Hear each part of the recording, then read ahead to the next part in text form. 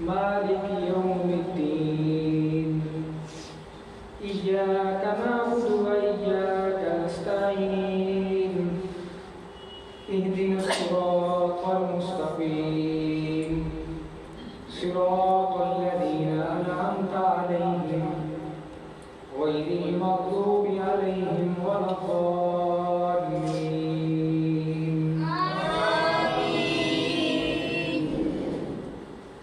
وإذا سمعوا ما أنزل إلى الرسول ترى أعينهم تفيض من الدمع مما عرفوا من الحق يقولون ربنا آمنا فاكتبنا مع الشاهدين. وما لنا لا نؤمن بالله وما جاءنا من الحق ونطمع أن يغفر لنا ربنا مع القوم الصالحين.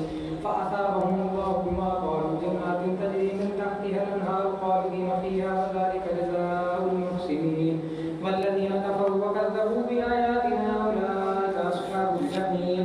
يا أيها الذين آمنوا لا تحرموا طيبات ما أحل الله لكم ولا تعتدوا إن الله لا يحب المعتدين. وكلوا مما رزقكم الله حلالا طيبا واتقوا الله الذي أنتم به مؤمنون. لا يؤاخذكم الله باللغو في أيمانكم ولكن يؤاخذكم بما عقدتم الأيمان.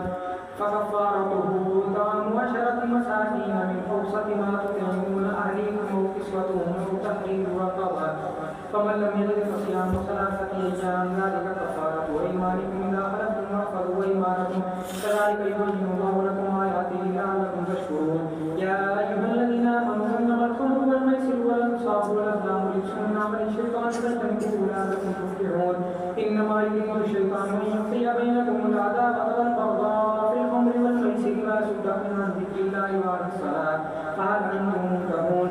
وأطيعوا الله وأطيعوا الرسول واحذروا فإن توليتم فاعلموا أنما على رسولنا البلاغ المبين.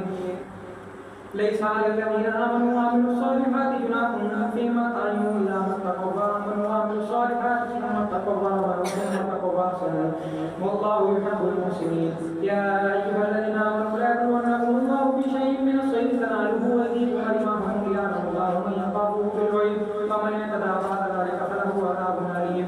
يا أيها الذين آمنوا لا تقتلوا الصيد وأنتم حرم ومن